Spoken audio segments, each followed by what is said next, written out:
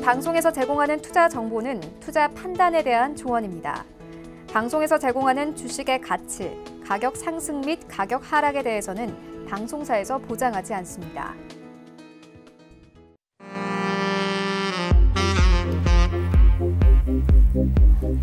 네, 안녕하세요. 베스트 트레이딩맨 진행의 김민재입니다. 저희 베스트 트레이딩맨은요, 오늘도 8시부터 10시까지 시청자분들과 2시간 동안 함께 할 거고요.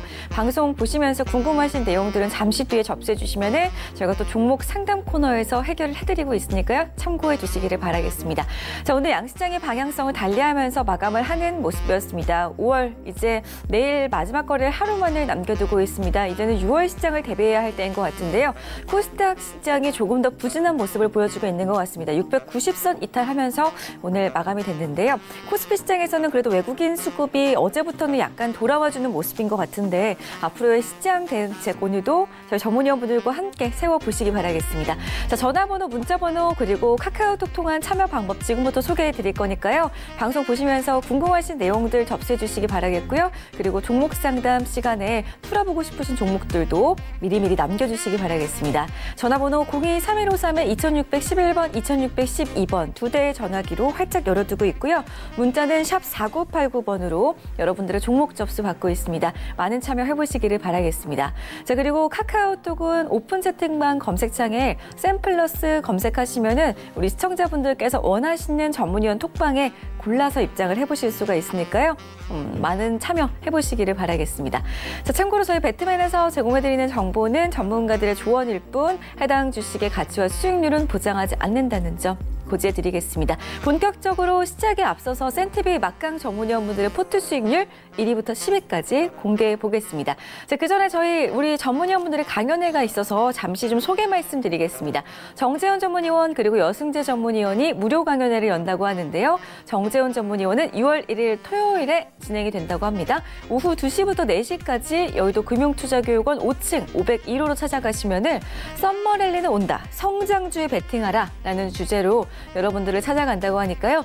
02-3153-2664번 통해서 전화 주신 후에 방문해 보시기 바라겠습니다. 전화 접수 미리 주신 분들은 한해서 방문이 가능하다고 합니다. 꼭 전화번호 기억을 해주시기 바라겠고요. 여승재 전문위원의 강연회 이어서 소개해드리겠습니다. 자, 6월 22일 토요일입니다. 역시나 시간은 오후 2시부터 4시까지 똑같습니다. 유한타증권 을지로 본사 3층에서는 여승재 위원을 만나보실 수가 있는데요. 수익 내는 2가지 방법을 공개해드린다고 합니다. 하반기 수익 챙기고 싶으신 분들은 방문하셨으면 좋겠습니다. 02-3153-2664번 마찬가지로 방문 전화 주신 후에 연락해 보시기 바라겠습니다. 연락해 보시고 또 참여하신 다음에 많은 정보들 얻어가셨으면 좋겠습니다. 자, 우리 전문위원분들의 수익률 1위부터 10위까지 함께 만나보겠습니다. 네, 여승재 전문위원 그리고 오늘은 이가람 전문위원, 정재훈 전문위원과 함께 할 건데요. 저희 배트맨 총 함께하고 계시는 전문위원분들의 추천주 전체 포트 수익률부터 확인을 해보시겠습니다. SFA 반도체 같은 경우에는 84.84%의 수익률을 기록하고 있습니다. 계속해서 수익률이 쭉쭉 올라가고 있는 모습인데요. 1위를 달성하고 있고요. 이성배 위원의 오스템 이블란트가 2위까지 올라왔습니다. 22.63%, 여승재 위원의 대덕전자는 3위권 안에 들어왔네요. 20.2%의 수익률을 기록하고 있습니다. 이가람 위원의 넥슨GT도 20%에 육박하는 수익률을 기록하고 있고요. 박정식 위원의 코이버는 15.54%, 하채기 위원의 TK케미칼은 12.41%, 여승재 위원의 와이솔은 7.32%, 김현성 위원의 윈스는 6.25%, 하채기 위원의 현대차는 5.86%, 김현성 위원의 에이테크솔루션은 5.56%의 수익률로 10위 자리를 지키고 있습니다. 네, 1위부터 10위까지 저희 배트맨 위원분들의 포트 수익률 점검을 해드렸습니다. 자, 지금 수익 내시는 분들도 많이 계실 것 같기 때문에 저희가 리뷰해보는 시간 가져볼 건데요. 계속해서 끌고 가야 하는지 또 목표가는 어느 정도로 잡고 보유를 해야 하는지 이야기 나눠보겠습니다. 오늘 일단은 함께 해주실 분들이죠. 이가람 위원, 정재훈 위원 그리고 여승재 위원과 인사부터 나누겠습니다. 안녕하세요. 안녕하세요. 안녕하십니까. 네, 반갑습니다. 자, 일단은 우리 이가람 위원의 종목이죠. 넥슨GT. 수익률 지금 20%에 가까운 수익률을 기록하고 있습니다. 넥슨GT는 어디까지 끌고 가는 게 좋을까요? 넥슨GT 흐름을 보시게 되면요. 오늘도 오르락내리락 하다가 결국에는 하락 마감을 하게 됐습니다. 그 이유가 딱히 이유는 없어요. 이게 그냥 저번 주하고 저번과 같은 상황인 건데 그냥 이거 또 이러는구나라는 생각을 했습니다. 왜냐하면 내일이 또 본입찰을 하는 날이에요. 지난번에 나왔을 때도 본입찰 하기 전날에 또 하락세가 나왔는데 본입찰하는 날 올라갔다 내려왔어요. 내일도 아마 같은 흐름이 나타날 겁니다. 내일도 본입찰이기 때문에 뭐 아직 보유하고 계시는 분들이라고 하게 되면 내일 아마 결정하셔야 될 거예요. 본입찰을 할 때까지 기다렸다가 이제 반응을 보면서 대응을 할지 아니면은 좀 나는 겁이 난다 하시는 분들은 내일 뭐 시작하게 되면은 어차피 매수가 위에서 수익을 좀 크게 내고 있으니까요. 편안하게 뭐 수익 실현을 분할로 보시면서 아마 접근을 하시면 될 것 같고요. 만약에 내려온다라고 하게 되면은 뭐 매수가를 벗어나지 않는 범위에서 뭐 손실 보지 않게 나오시면 되겠고요. 만약에 상승이 나타난다 하게 되면은 오히려 좀 크게 갈 수 있으니까 최대한 추세를 끌고 가시는 전략을 취하시면 되겠습니다. 네. 이가람 위원께서는 넥슨GT를 계속해서 본입찰 결과가 나올 때까지 보유를 하자라는 의견을 드렸었습니다. 내일장 잘 살펴보시기 바라겠고요. 이가람 위원의 전략대로 행하신 다음에 수익 꼭 챙기셨으면 좋겠습니다. 자, 다음은 여승재 위원을 만나봐야 될 것 같습니다. 두 가지 종목에 대한 리뷰를 함께 할 건데요. 먼저 대덕전자 역시는 3위까지 올라와 줬습니다. 계속해서 더 올라갈 수 있을까요? 일단 대덕전자 AS를 해드리면서 제가 이제 11,500원 기준으로 홀딩 하실 것을 말씀을 드렸습니다. 지금 시장 상황이 특히 코스닥 시장 같은 경우에 변동성이 굉장히 좀 확대되어지는 그런 모습들을 좀 보여주는데 오늘 통신 장비주들 썩 좋지 못했죠. 가격 흐름이. 그러니까 이런 변동성이 확대되는 시장에서 홀딩하는 기준 가격, 수익을 실현하는 목표 가격 이런 부분들 굉장히 기준이 굉장히 중요하다라는 것이 다시 한번 또 입증이 된 것이 아닌가 싶은데요. 자, 이번 주 대덕전자 11,500원 홀딩 기준 가격 제시해 드렸고요. 오늘 장중 저가가 11,550원이에요. 종가는 11,900원이고요. 오전에 코스닥 시장 굉장히 좀 좋지 못했습니다. 그 이제 통신 장비주들 물론 뭐 대덕전자는 코스피 종목이긴 하지만은 같은 섹터 안에 묶여 있는 종목이잖아요. 그러다 보니까 오늘 장중 저점 부분에서 이제 매도하신 분들은 조금 이제 약오르실 수도 있는데 어쨌든지간에 11,500원 기준으로 홀딩 의견 변함없다라고 말씀드리도록 하겠습니다. 네, 3위까지 올라와 있는 대덕전자 계속해서 수익 내셨으면 좋겠습니다. 여승재 위원의 다음 종목 볼 건데요. 와이솔 같은 경우에도 오늘 시장이 워낙에 좋지 않았기 때문에 약간의 하락세가 나왔습니다. 하지만 지금 수익률은 여전히 7% 넘게 유지를 하고 있는데요. 이 종목도 리뷰 좀 도와주실까요? 네, 제가 오늘 그 와이솔 같은 경우에 매수하신 가격 부분에 따라서 조금 대응하시는 게 틀려질 수는 있어요. 제가 이제 18,000원 위로 19,000원 그리고 작년 9월 고점에 있는 매물을 좀 소화할 필요가 있다. 건강한 매물 소화를 마치고 난 이후에는 추가적인 상승도 가능하다라고 말씀을 좀 드렸잖아요. 오늘 통신 장비주 마찬가지로 앞서 말씀드렸지만 좀 급락하는 시세가 좀 나왔습니다. 물론 일부 종목에 한해서는 장 후반에 아랫골이 달아주면서 회복하는 주가 흐름을 보이기도 했었는데 와이솔은 통신 장비주는 아니죠. 통신 장비주 아니고 오늘 종가상으로는 마이너스 1.12%예요. 굉장히 견조하게 주가를 잘 버텼다. 그래서 제가 17,500원, 그러니까 17,000원 위에서 매수하신 분들 같은 경우에는 17,500원을 이탈하면서는 매도하시고 또 밑에서 다시 매수하셔도 되거든요. 근데 이제 와이솔 제가 시크릿 종목으로 추천드린 가격은 16,400원이죠. 그러니까 16,400원 뭐 부근에서 매수하신 분들은 그냥 보유하시면 돼요. 보유하시면 됩니다. 그래서 지금 매물 소화 과정 거치고 있으니까는요. 17,000원 크게 뭐 이탈하지 않을 것으로 보여지고요. 홀딩 의견 여전히 드리도록 하겠습니다. 네, 좋습니다. 자, 와이솔까지 리뷰를 들어봤는데요. 우리 위원분들의 종목들, 포트에 담겨있는 종목들, 시청자분들께서도 많은 참고하셔가지고 꼭 함께 수익을 내시기를 바라겠습니다. 자, 저희 다음 코너가 준비가 되어 있죠. 시청자분들께 추천주를 제시해드리는 시간입니다. 이동해 보겠습니다. 어떤 종목을 살지 고민이세요? 보유하고 있는 종목이 걱정이세요? 그렇다면 배트맨을 호출하세요. 검색창에 주식 배트맨을 검색하고 홈페이지에 접속 후 원하는 전문위원을 클릭하면 여러분을 위한 배트맨이 달려갑니다. 투자의 고수, 샘플러스 전문위원들과 함께하세요.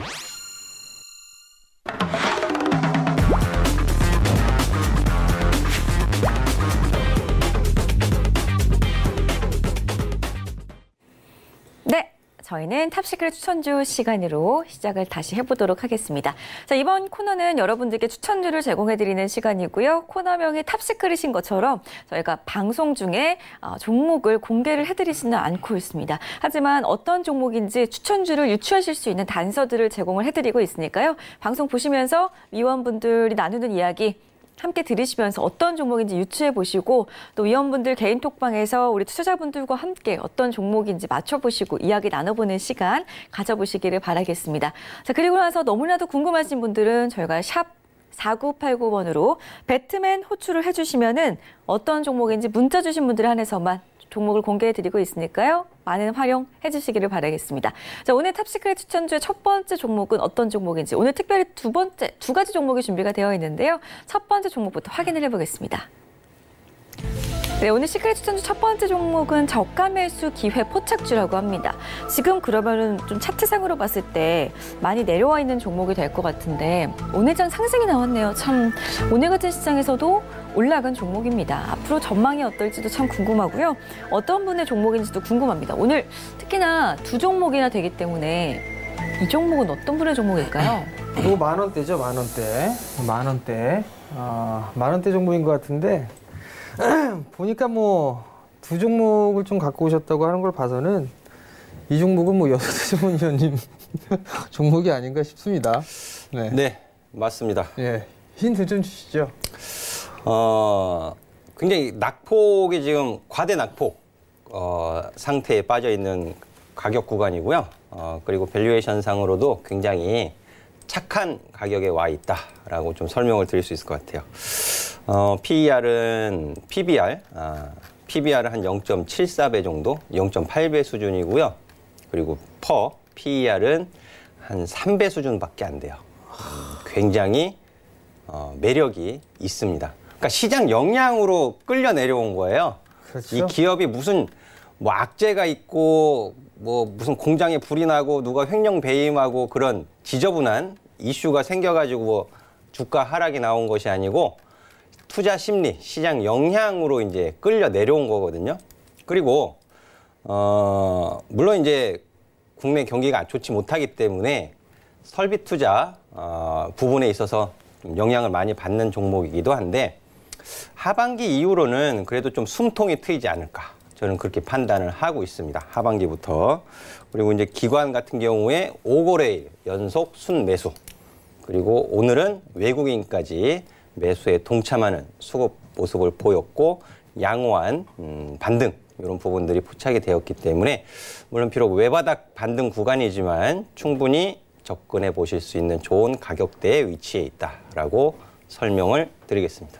네, 이 기업 정말 좋은 기업이에요. 이 기업이 재무 구조 상당히 좋습니다. 네, 재무도 좀 상당히 좋고 이게 또 배당도 또 많이 나가더라고요. 배당도. 네. 이제 찬바람 불기 시작하면 그렇죠. 배당주 또 챙기고 그래야 되잖아요. 이게 또 이것도 얘기해도 될까요? 이게 이게 무슨 수혜주로 좀 분류가 좀 될 수도 있는데. 네. 그거는 이제 노코멘트입니다. 네. 노코멘트. 일단 알겠습니다. 그러면 이가람 전문위원님은 이 종목을 봤을 때 좀 어떤 느낌이 드세요? 뭐 종목 듣자마자 종목 진짜 좋은 종목인데 이렇게 방송에서 말씀하시는구나라는 거 느꼈고요. 사실 뭐 차트로 놓고 봤을 때도 굉장히 좋은 매수 포인트에 위치해 있고 앞으로의 뭐 성장성이나 전망으로 놓고 봤을 때도 사실 이 가격대에 있을 만한 종목이 아닌데 지금 이 가격이 있다라고 생각이 드는 종목 중에 한 가지거든요. 그렇죠. 그렇기 때문에 굉장히 좋은 종목 중에 한 가지다라고 말씀을 드릴 수 있겠습니다. 사실 이게 지수 시장 자체가 이렇게 좋지 않은데 저는 이런 기업 같은 경우는 빠지면 이게 지가 이제 빠져봤자 얼마나 더 빠질까라는 좀 생각이 들어요. 그만큼 실적 좋고 우량한 기업이고 상당히 좀 저평가되어 있는 그런 기업이기 때문에 요 부분들 이게 어떤 기업인지 궁금하다 하시는 분들은 샵 4989로 문자를 좀 보내주시면 될 것 같습니다. 여기서 뭐 배트맨 이렇게 보내주시면 아니고요. 오늘은 두 전문위원께서 다 들고 오셨으니까 샵 4989로 배트맨 말고 여승재 이렇게 해서 문자를 좀 보내주시면 좋을 것 같습니다. 그렇게 되면 저희가 서울경제TV에서 문자를 좀 보내드릴 거예요. 여승재 전문위원께서 공유를 하고 있는, 운영을 하고 있는 오픈 채팅방에 주소를 좀 보내드릴 거거든요. 그러면 그 주소를 클릭하게 되면 방으로 입장을 하실 수가 있을 거예요. 그러면 그쪽에서 시장에 대한 얘기, 종목에 대한 얘기, 그리고 이 시크릿 종목도 말씀을 해주실 거고, 종목 상담이나 뭐 이런 부분들 조언 같은 것도 많이들 해주실 겁니다. 그러니까 많이들 참여해 주시고요. 요 개인적으로 요거 내일 사면 수익 날 것 같습니다. 그러니까 많이들 참여해 주시기 바랍니다. 네. 정재현 위원께서 자신 있게 첫 번째 시크릿 추천주에 대한 수익을 볼 수 있겠다라는 의견을 함께 비춰주셨는데요. 내일장에 수익을 내고 싶으신 분들 혹은 내일장 이 종목의 움직임을 미리미리 좀 체크를 해보고 싶다, 내일장에 확인을 해보고 싶다 하시는 분들은 샵 4989번으로 문자 주시기 바라겠습니다. 자, 두 번째 추천주도 준비가 되어 있네요. 그럼 이가람 위원의 추천주가 될 것 같은데요. 화면 통해서 만나보겠습니다. 삼성과 구글 커넥티드카 수혜주 부상하고 있는 종목이라고 합니다. 커넥티드카 수혜주로 부상 중인 종목, 오늘장 이 종목도 상승이 나왔습니다. 오늘 시장에서 상승이 나온 종목들 찾기 어려웠을 것 같은데 내일도 상승이 나올 수도 있을지 혹시나 이 종목도 참 궁금하네요. 근데 왜 저는 안 가져오셨을 거라 생각을 하시나요? 우리 위원님은 네. 제 느낌이에요. 제가 갖고 온 기획. 그런가요? 네. 설명을 해주실까요? 저도 간만에 저도 좀 갖고 나오려고 하는데 계속 그거 제가 아니라고 해갖고. 위원님께서 먼저 설명을 한번 해줘 보실까요? 네. 자, 설명해 주시죠. 그럴까요? 네, 일단은 제가 하고 있는, 저랑 소통하고 있는 그 메신저 카톡방에 들어오신 분들이 좀 아실 거예요. 저 같은 경우에는 전망도 전망이지만 저는 이 개별 종목의 좀 이슈에 집중을 하고 있다는 걸 좀 이제 많이 느끼셨을 텐데, 오늘만 보더라도 제가 테린 포장을 1%대에 말씀을 드렸는데 오늘만 하더라도 상승 제한폭까지 올라갔었던 모습도 보여줬고요. 그 전에 보더라도 삼보산업 같은 경우에도 말씀드린 뒤로 바로 또 가격 제한폭까지 상승이 나왔던 모습을 많이 보셨습니다. 오늘 이 종목도 역시 바로 또 이슈를 받아서 올라갈 수 있는 종목이 되겠는데요. 일단은 이 종목은 오디오 전문 생산 업체고요. 해외 바이어한테 ODM 방식으로 직접 판매를 하고 있습니다. 그리고 앞서서 소개한 대로 삼성, 구글, 커넥티드카 수혜주로도 한때 이슈를 한번 받은 적이 있었고요. 그리고 오늘 최근에 나왔던 뉴스를 보게 되거나 이슈를 보게 되면 이제 이탈리아하고 미국이 합작을 해서 만든 회사인데, 그 피아트 클라이스라고 FCA가 있습니다. 이 회사하고 르노하고 합병을 할 것이다라는 얘기가 나타났어요. 그에 따른 수혜주로 뽑히고 있는데, 이게 왜 수혜주로 뽑히고 있는 종목이냐면 하만에 그 ODM하고 OEM 방식으로 납품을 현재 하고 있습니다. 근데 이 하만이 피아트 클라이스하고 이제 구글과 함께 이제 커넥티드카에 대한 생태계 구축을 하면서 온오프보드 유커넥트라고 해서 이제 그 시스템 서비스를 올 하반기부터 시행을 할 예정이 되어 있고, 이 FCA 이 피아트 클라이스한테 2022년까지 이제 이 회사가 모든 자사의 차량한테 하만의 자동차용 사물 인터넷의 클라우드인 하만 이그나이트를 이제 그 시스템을 모두 포함을 시키해서 적용을 할 계획이 있습니다. 그렇기 때문에 이에 따른 수혜를 받을 것으로 예상이 되고 있고요. 사실 이 시크릿 종목 같은 경우에는 이미 하만에서 발생되고 있는 매출이 전체의 20% 이상을 차지를 하고 있다. 그렇기 때문에 이게 한 번 더 이슈를 받게 되면 좀 시세가 한 번 더 분출될 수 있는 포인트가 되지 않을까라고 말씀을 드리도록 하겠습니다. 예, 이 기업 여승재 전문위원님은 어떻게 생각하시나요? 이번 주 화요일 날 종목 상담해 드렸던 종목이에요. 그렇죠. 예. 그리고 항상 이슈에 의해서 급등을 하는 끼가 있는 종목이죠.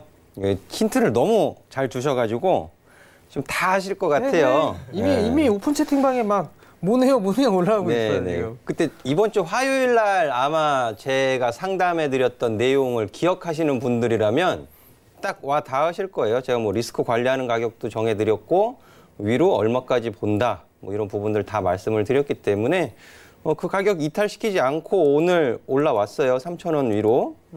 그러니까는 위쪽으로 좀 더 열려 있다.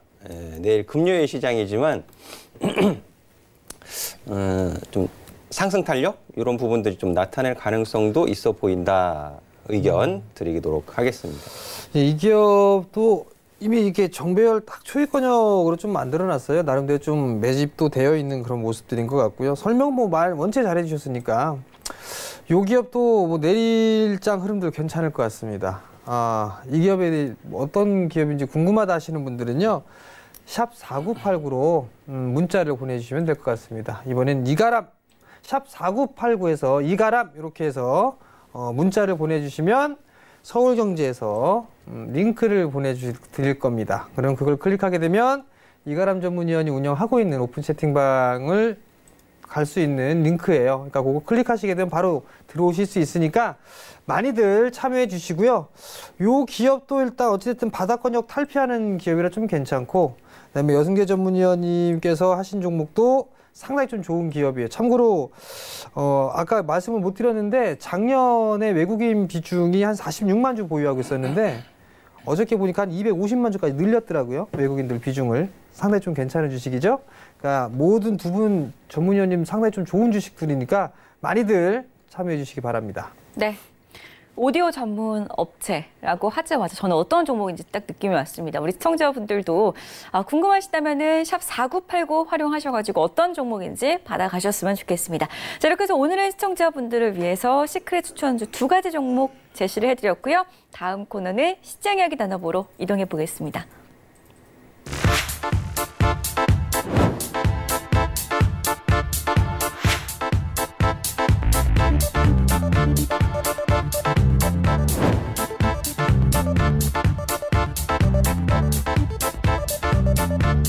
저의 모든 노하우를 알려드리도록 하겠습니다.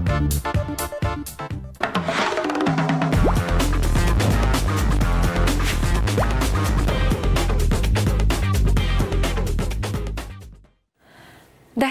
자, 이제는 저희가 시장 이야기를 나눠봐야 할 때인 것 같습니다. 오늘은 코스피의 시장이 2000선에서 마감이 됐는데요. 강보합을 지키면서 마감을 해주는 모습이었습니다. 2100선을 뚫기는 참 어려워 보이는 모습인데 오늘 또 그래도 코스피 시장에서 전기전자 업종이 상승을 주도해주는 모습을 보여줬습니다. 코스닥 시장은 690선 결국은 이탈을 하면서 마감이 됐습니다. 외국인 매도세가 나왔는데요. 일단 이틀 연속 지금 하락 중인 코스닥 시장도 이야기를 나눠봐야 될 것 같습니다. 오늘은 특정 이슈에 따라서 종목들이 희비가 좀 엇갈리는 하루였습니다. 또 특정 이슈에 따라서 움직이는 종목들이 많았는데 세 분께서는 어떻게 보셨고 시장을, 그리고 지금이 정말 저가 매수의 기회인지, 물론 우리 정재훈 위원께서는 썸머랠리는 온다라고 늘 강조를 해주고 계십니다. 그렇기 때문에 어떤 전략으로 빠르게 6월장 대책을 세워나가봐야 하는지 도움 말씀 좀 주실까요? 예, 커님께서 계속 썸머랠리에 대한 말씀을 좀 해주시니까 제가 되게 부담스러워할 거라 생각을 하시는데 썸머랠리 올 겁니다. 저는 믿어 의심치 않아요. 그죠? 네. 믿습니까? 그래서 늘 말씀드리는 거죠. 일단 뭐 지금 2000포인트 선 부분의 줄다리기, 2000포인트가 의미가 있나 싶은 건데 그냥 심리적인 그 포인트대가 아닌가라고 좀 판단이 되는데, 우리 이가람 전문위원님은 저가 매수의 기회일까요? 뭐 저가 매수의 뭐 기회라고도 한번 볼 수 있는 뭐 자료도 좀 제가 가져가 봤는데요. 일단 뭐 제가 뭐 드렸던 이제 자료를 한 가지 이제 화면에 보시게 되면요. 제가 그 주가 순자산 비율이라는 그 차트를 한 가지 가지고 나왔습니다. 저 차트를 보시게 되면요. 이건 이제 뭐 지금의 주가가 고평가인지 저평가인지를 좀 볼 수 있겠는데 10년 동안의 이제 PBR에 대한 추이예요. 근데 지금의 위치가 주가는 10년 전과 비교를 해봤을 때 뭐 사실 크게 달라진 위치가 아닌데 불구하고 PBR의 위치는 훨씬 더 아래에 있어요. 심지어 지금 뭐 금융위기 때와 비교도 많이 되고 있는 상태이기 때문에 이렇게 이론적인 PBR로만 놓고 봤을 때 지금 현재 0.87배에 있는 위치에 있습니다. 그렇기 때문에 뭐 이런 부분만 놓고 봤을 때도 분명히 저평가로 부각이 되면서 저가 매수세가 좀 유입이 될 가능성이 굉장히 높은 자리에 있다라고 하면서 오늘 같은 경우도 외국인들의 매수세가 들어온 모습이 이러한 이유 중에 한 가지다라고도 많이들 이렇게 분석이 나타나고 있는데요. 차트를 좀 보여드리게 되면요. 요 PBR의 위치가 10년 전이면은 지금 2009년도 요런 위치에도 있었고요. 2009년도 이거 말고도 지금 여기 1년 전 또는 2016년도만 보더라도 지금 주가 위치가 2016년도하고 굉장히 비슷한 위치에 있습니다. 근데 2016년도하고 지금의 위치에서의 PBR을 비교를 해보면요.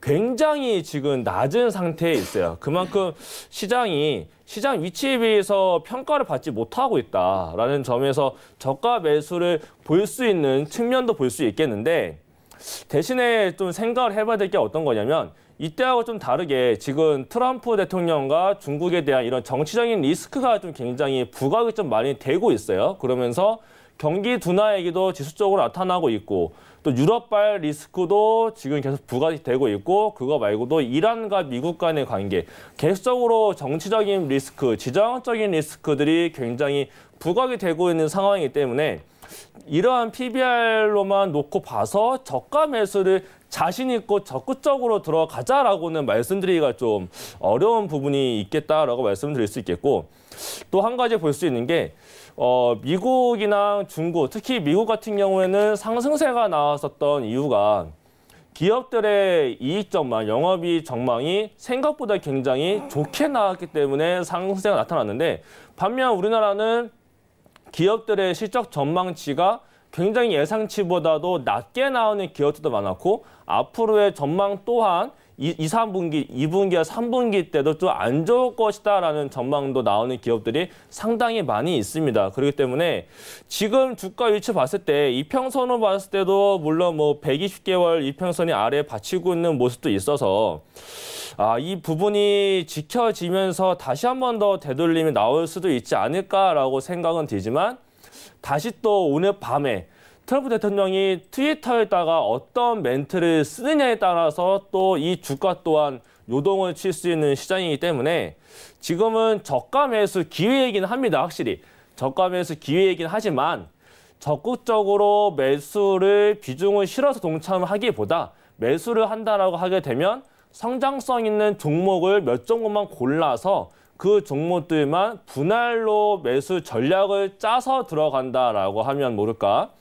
좀 한 방에 들어가서 수익을 내려고 하는 그런 매매 방법은 좀 삼가해야 되지 않을까라는 측면에서 봤을 때 저가 매수의 기회는 맞지만 좀 경계심을 가지면서 보수적인 관점으로 시장을 바라보고 바닥의 확인 과정을 조금 더 지켜볼 필요가 있겠다라고 말씀을 드리겠습니다. 예, 시장은 좀 많이 빠져 있는 상황이고 저평가 구간이지만 한 번에 사는 것보다는 성장을 좀 할 수 있는 그런 중소형주 위주로 좀 보자라는 좀 의견을 좀 말씀해 주셨습니다. 자, 그럼 우리 여승재 전문위원님은 지금 시장 저평가 구간일까요? 아닐까요? 만약에 저평가 구간이라면 지금 사도 되는지. 근데 한국 경제, 경기, 국가 경쟁력 이런 부분들이 개선되지 않으면 그렇죠. 더 내려가는 거잖아요. 그렇죠. 그렇죠? 네. 그 PER이나 PBR은 얼마든지 바뀔 수 있습니다. 그런 부분들 좀 참고하셔야 되고요. 하지만 제가 이제 조정시 매수를 말씀을 드렸습니다. 근데 무조건 조정시 매수하는 것은 아니다. 그리고 저가 매수도 마찬가지예요.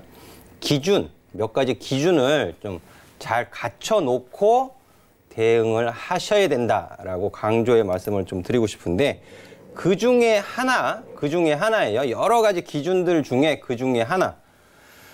5월 28일 기준으로 지금 코스피 이제 우리 한국 증시의 신용 잔고가 10조 2,370억입니다. 작년 5월에 2,400포인트 선에 위치하고 있을 때 신용 잔고가 13조였어요. 코스피 지수 작년 2018년 5월 종가가 2,423포인트입니다.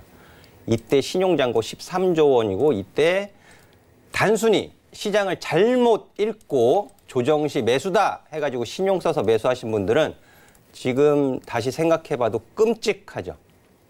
그런 거예요. 그런 거고요. 그리고 이번 올해, 그러니까 작년 이제 10월 달에도 10조가 넘었었어요. 급락 나올 때, 지수 급락 나올 때 10조 원 넘었었고요. 그리고 지금 또 10조 원 수준입니다. 근데 10월 달 급락 나왔죠? 그리고 11월 달 살짝 반등 줄 때 신용잔고가 8조 원까지 줄었었어요. 그러니까 이런 부분들 시장 수급 꼭 체크하셔야 돼요. 그리고 가장 단순한 진리가 있잖아요. 가장 단순한 진리. 바닥은 개인 투자자가 만들 수 절대 없다. 맞죠? 다 동감하시는 내용이잖아요. 그죠? 근데 오늘 사실 뭐 어제 굉장히 좀 불안했습니다. 어제 좀 많이 흘러내리면서 2030포인트 선도 좀 이탈시키면서 좀 불안했는데 오늘 0.77% 2038.80포인트 마감을 시키면서 오늘 과매도가 풀렸어요. 근데 오늘 외국인 선물 매수가 좀 많이 유입이 되었죠. 비록 어제, 그제 매도한 거에 비해서는 부족하지만 그래도 오늘 외국인 수급이 과매도 신호를 풀어줬다라고 보여지고 있고요. 그리고 이번 주 종가, 내일이면은 5월 달에 종가, 이번 주에 종가가 월간, 주간 종가가 나오는 날입니다, 내일. 그래서 저는 여전히 뭐 6월 1일 날 중국의 그 관세 발효, 이 부분도 확인해 볼 필요가 있겠지만 주간 종가 기준, 그리고 월간 종가 기준으로 2030포인트 선을 크게 하회하지 않으면, 이탈시키지 않는다면, 물론 1980포인트도 굉장히 중요하죠. 크게 한시름 좀 놓을 수 있다라고 좀 말씀을 드리고 싶고, 하나 더 조금 짚어드리고 싶은 내용이 있어요. 이제 내일 또 한국은행의 금리 결정, 소수 의견 나올까, 뭐 이런 뉴스들이 많이 올라오는 것 같습니다. 그리고 채권 쪽으로의 수급, 유입 이런 부분들 뉴스를 통해서 보셨을 텐데 채권 금리가 내려간다라는 뜻은 채권 가격은 올라간다는 뜻이에요. 자, 이런 부분들 굉장히 좀 어려워하시겠지만 어려워하실 것 같아요. 그래서 패스하겠습니다. 채권 금리에 대한 내용은 이제 패스하도록 하겠고, 근데 채권 금리가 왜 내려가냐? 지금 미국 국채 금리도 내려가요. 호주도 내려가요. 우리나라도 내려가요. 경기 둔화에 대한 우려감이죠. 채권 시장에도 수요와 공급이 있거든요. 그리고 간밤에 미국 증시에서 7년물 채권, 그리고 5년물인가요? 3년물 채권 응찰도 있었어요. 별로 안 좋았습니다. 근데 그럼 우리 한국의 국채 금리가 지금 기준금리 이하로 떨어졌다라고 뉴스를 보셨을 텐데 왜 떨어질까요? 왜? 스위스 국제경영개발원은 IMD라고 있습니다. 이게 이제 엊그저께 나온 소식인데요. 올해 국가 경쟁력 순위에서 한국이 지난해보다 한 단계 떨어진 28위를 기록했다고 합니다. 중국이 14위고요. 말레이시아, 태국보다도 밑에 있는 거예요. 국가 경쟁력이. 4차 산업 관련된 기술 경쟁력도 말레이시아인가요? 인도네시아보다 떨어져 있다고 평가를 받고 있어요. 한국은행이 7월 달 내지는 뭐 9월 달에 금리 인하 가능성이 매우 높다라고 얘기를 하고 있지만 국가 경쟁력 끌어올리지 못하면 금리 인하한다고 해도 증시에 큰 호재로 작용할 가능성은 좀 적습니다. 그래서 제가 기준 말씀드리는 거예요. 기준. 국가 경쟁력. 그걸 누가 이끌고 갑니까? 누가? 잘 아실 거예요.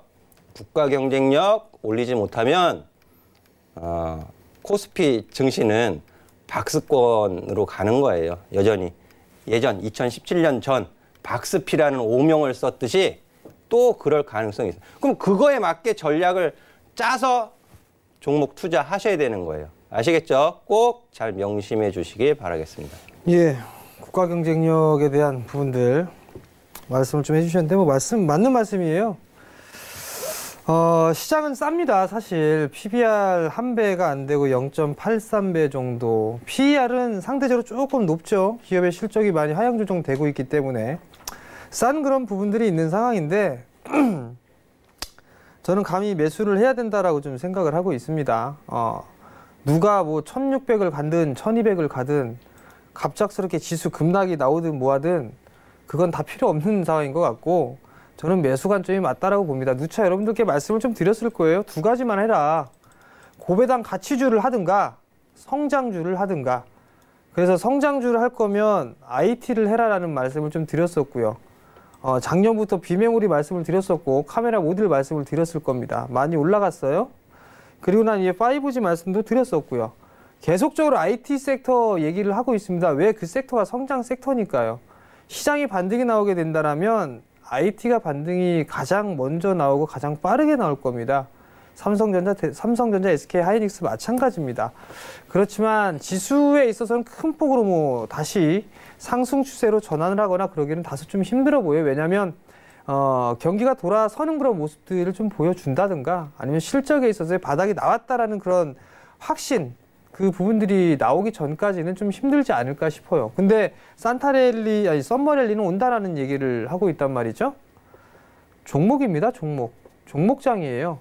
종목장이고 그래서 저나 여승재 전문위원님이 강연회를 하는 그런 부분들은 성장주에 베팅하고 하반기에 수익을 낼 섹터는 어떤 것이고 그런 주제로 하는 것 자체가 지수가 올라가면 뭐예요? 종목이 안 올라가면 말짱 꽝인데 그 부분들이기 때문에 그런 기준을 좀 잡아드리기 위해서 강연회를 하는 겁니다. 어찌됐든 저는 지수 1200을 가든 1500을 가든 저는 매수 관점으로 봐야 된다라는 의견 변함없고요. 지수 언젠간 급락 나오는 게 아니라 언젠가 지수 3000 가고 4000 갈 겁니다. 부정적으로 생각하는 것보단 긍정적으로 생각하는 게 훨씬 더 저는 좋다고 보고 있기 때문에 나쁘게 보지도 마시고요. 성장하는 종목 많습니다. 그들 종목군들 위주로만 좀 보셨으면 좋겠습니다. 네, 좋습니다. 시장에 대해서 좀 전망을 해주셨고요. 우리 위원님들 방에서 개인 톡방에서 많은 투자자분들께서 강연에 나는 갈 거다 이런 말씀 또 많이 나누고 계시거든요. 함께 추가적으로 또 이야기 나누고 싶으신 분들은 우리 새 전문위원회 톡방은 언제든지 열려 있으니까요. 카카오톡 오픈 채팅방 검색창에 샘플러스 이가람, 샘플러스 정재훈, 샘플러스 여승재 검색하시고 원하시는 전문위원 톡방에 무료 입장 해보시기를 바라겠습니다. 자, 저희가 내일 우리 이제 한국은행의 기준금리 결정을 앞두고 있기 때문에 또 다른 이슈 하나를 짚어봐야 될 것 같습니다. 내일 한국은행이 금리를 결정하게 되는데 지금 동결이라는 의견이 참 팽배하거든요. 하지만 일각에서는 금리 인하가 필요하다라는 소수 의견이 나오고 있습니다. 우리 위원님들께서는 내일 어떤 의견이 나올 거라고 생각을 하시나요? 뭐 가봐야 알죠. 뭐 제가 그분들의 마음을 이렇게 콕 찍어서 할 수 있는 그런 부분들도 아니고요. 다만 뭐 여쭤봐야겠죠. 어떻게 될 것 같아요? 네.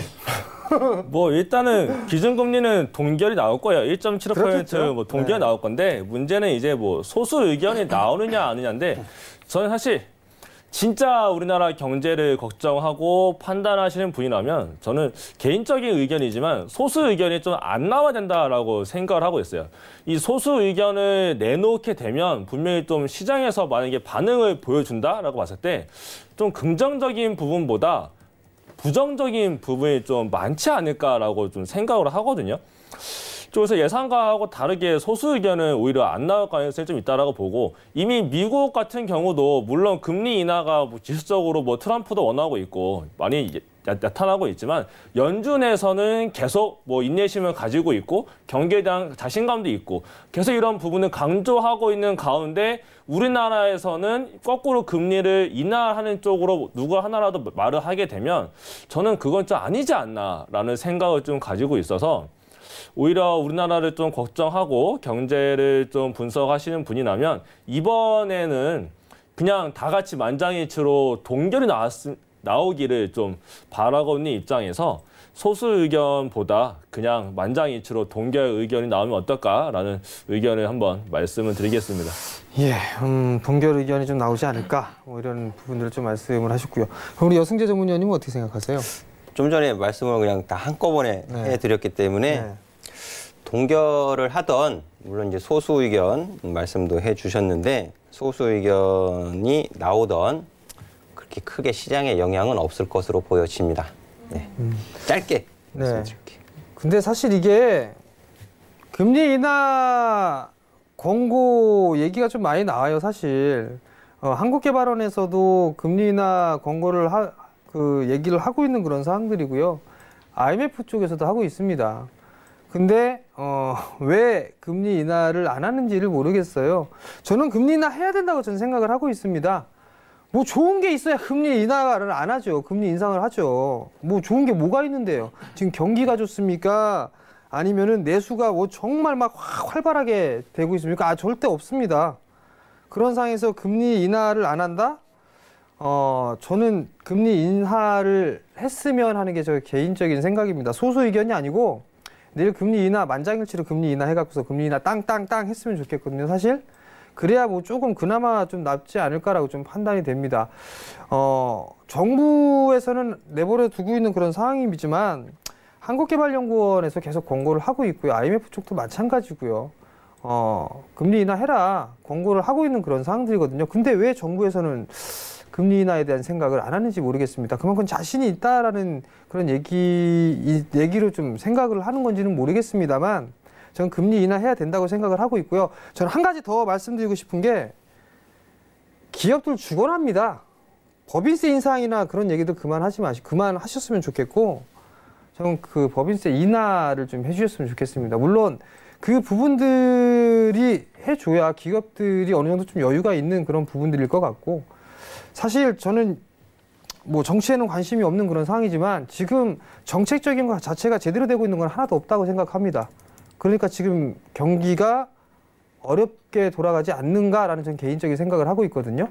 그러니까 그 부분들 이게 포괄적으로 좀 다시 생각을 좀 해주셨으면 좋겠다라는 말씀 드리고 싶고요. 또 한 부분들은 이제 그 3년 차예요.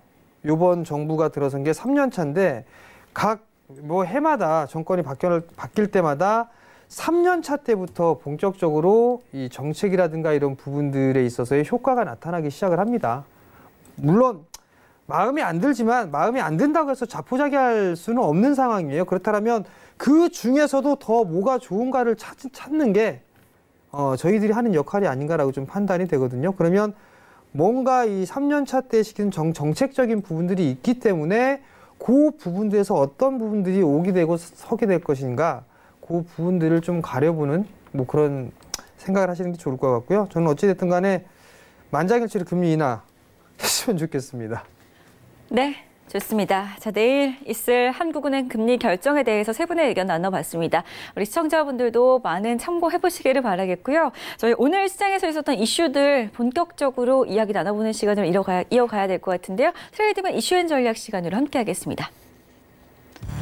오늘 살펴볼 첫 번째 이슈부터 보겠습니다. 올 들어 하락세 타는 2차 전지주, 저가 매수의 기회인지 아니면 조금 더 기다려야 하는 때인지 세 분의 이야기 나눠볼 거고요. 그리고 두 번째 이슈죠. 오늘 아프리카 돼지열병 관련주들이 또 한 번 상승세를 보여주는 하루였습니다. 돼지열병 전파 우려가 고조되고 있는데요. 여기에 따른 수혜주들 어떤 전략이 필요해 보이는지도 이야기 나눠보겠습니다.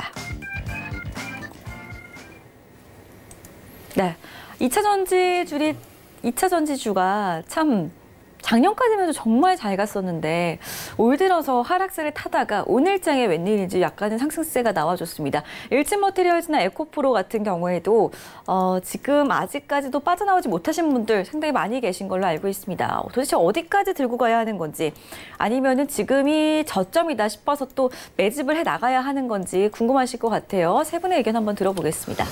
사실 2차 전지가 2018년도, 2017년도 상당히 좀 큰 폭의 상승을 했었어요. 사실 정말 대시세라고 볼 수도 있습니다. 몇백 %부터 시작해서 수천 % 상승을 좀 해주는 그런 모습들인데 결국 이게 성장을 할 것이다라는 그런 기대감 때문에 상승을 해온 그런 상황들이란 말이에요. 그리고 나서 막 그 실적도 나오는 그런 모습들이 좀 나타났었고요. 사실 이게 저가 매수일까 아니면 좀 더 기다려봐야 될까? 저도 사실 모르겠습니다. 예, 저도 사실 모르겠는데, 그러니까 옆에 있는 전문위원님들이 아시겠죠? 그럼 여쭤봐야 되겠죠. 저가 매수 기회일까요? 아니면 기다려야 될까요? 일단 2차 전지가 오늘 왜 올라왔는지에 대한 좀 얘기를 좀 말씀드리자면, 사실 에너지 저장 장치가 있어요. ESS. 이쪽이 이제 좀 화재가 좀 많이 발생이 됐었습니다. 그러면서 정부에서 이쪽에 대한 공장 가동률을 좀 굉장히 낮추고 있는 상황이었는데, 어저께 이제 한 언론사를 통해서 이게 한번 보도가 됐는데요.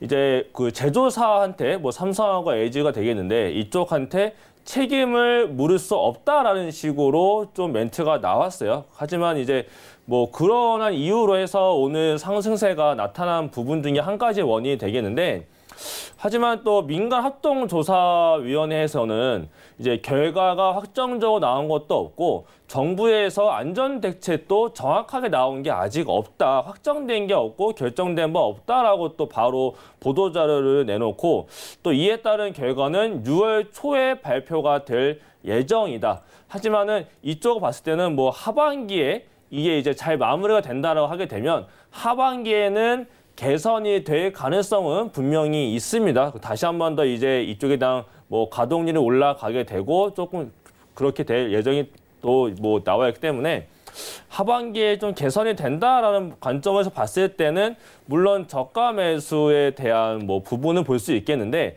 아직 확정적으로 나온 것도 없고요. 사실 이렇게 하락이 좀 크게 진행이 됐을 때는 바로 V자 반등이 나타나기보다 조금 더 옆으로 이제는 횡보를 하면서 기간 조정을 좀 가져가는 게 확실히 필요한 부분도 있기 때문에 기간 조정이 필요하다. 지금은 단지 낙폭 과대에 따른 이제 그 화재에 대한 부분에 대한 해소도 된 부분도 있기 때문에 좀 낙폭 과대에 따른 기술적 반등에 대한 구간이 아닐까라는 생각을 봤을 때 좀 길게 끌고 가기보다 지금 만약에 매수를 한다라고 보게 되면 그냥 짧게 뭐 매매를 하는 트레이딩 관점으로서는 저가 매수로서는 기회일 수는 있겠는데, 뭐 중장기적으로 끌고 간다라고 봤을 때는 아직은 좀 확인을 해봐야 되지 않을까라고 말씀을 드리겠습니다. 네, 일단은 뭐 기술적인 반등에 초점을 좀 두는 게 좋을 것 같고 트레이딩 관점을 좀 보자라는 의견을 좀 말씀을 해주셨습니다. 자, 우리 여승재 전문위원님은 대충 무슨 말씀을 해주실지는 대충 감은 갑니다. 아, 그래요? 예, 일단 좀 말씀을 해주시죠. 저가 매수 물론 가능해요. 가능합니다. 하지만 아까워서 손절 못 하시는 분들은 매수하지 마세요. 아까워서 매수하신 이후에 기준가격 이탈함에도 불구하고 손절 못 하시는 분들은 그냥 차라리 매수 안 하시는 게 낫습니다. 그리고 이 종목별로 추세가 틀려요. LG화학, 삼성 SDI, 포스코케미칼, 일진머티리얼즈, 뭐 LNF, 에코프로 이런 종목들마다 추세가 틀립니다. 뭐 제가 이제 다 보여드릴 수는 없지만 대표적인 종목 4종목 보여드릴게요. 포스코케미칼 상승 추세 1단락 됐어요. 가격적인 측면에서. 그리고 아직까지 조정 추세에 있습니다. 조정 추세. 차트 보시면요. 조정 추세에 놓여져 있습니다. 포스코케미칼. 자, 조금 확대해서 보여드리면요. 그러면 지금 저가 매수수 뭐 이렇게 들어간다 치시면 얼마를 손절가로 잡으셔야 돼요? 5만 원 이탈하면 안 돼요. 포스코케미칼. 아시겠죠? 그런 기준 가격을 나름대로 정하고 대응하실 수 있으면 뭐 하셔도 되겠지만 그렇게 손절을 못 하시는 분들 같은 경우에는 안 하시는 게 낫다. 일진머티리얼즈도 8% 상승한 이번 주. 하지만 뭐예요? 자, 조정 추세에 놓여져 있죠. 조정 추세 아직 끝나지 않았습니다. 여전히 조정 추세. 상승 추세 끝나고 나서 조정 추세 안에 있는 거예요, 여전히. 보유하신 분들은 추가 매수 물타기 신중하게 하셔야 돼요. 아시겠죠? 자, 그리고 삼성 SDI. 틀리죠? 포스코케미칼, 일진머티리얼즈 이런 기업하고 틀리죠? 횡보입니다. 횡보. 박스권. 지금 하단 가격 부분에서 아래꼴이 달았어요. 늘 삼성 SDI 20만 원 가격 구간에서는 한번 공략해 볼 만한 가격이다 라고 말씀드리기도 했는데요. ESS 저장장치 LG화학하고 삼성 SDI가 거의 뭐 양분을 하고 있다라고 말씀드리고, 시간이 좀 촉박한 관계로 LG화학까지 보시면 이렇게 박스권으로 보시면 돼요. 횡보 가격. 이 역시 마찬가지로 하단 가격에 와 있죠. 기준 가격 잡기 굉장히 편한 가격에 와 있습니다. 이런 부분들 잘 맞추셔가지고 종목 대응 잘 해주시기 바라겠습니다. 네, 2차 전지주에 대한 세 분의 의견 나눠봤고요. 저희가 두 번째 이슈는 아프리카 돼지열병 관련해서 준비를 해뒀습니다. 시간 관계상 2부에서 함께 할 거니까요. 2부 10분만 고정해 주시고 잠시 뒤에도 함께 해주시기 바라겠습니다. 잠시 뒤에 돌아올게요. 고맙습니다.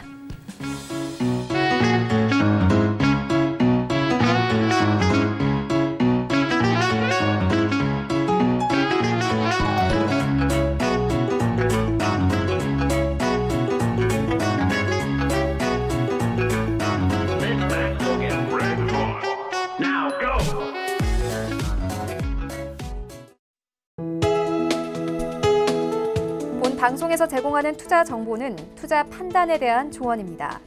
방송에서 제공하는 주식의 가치, 가격 상승 및 가격 하락에 대해서는 방송사에서 보장하지 않습니다.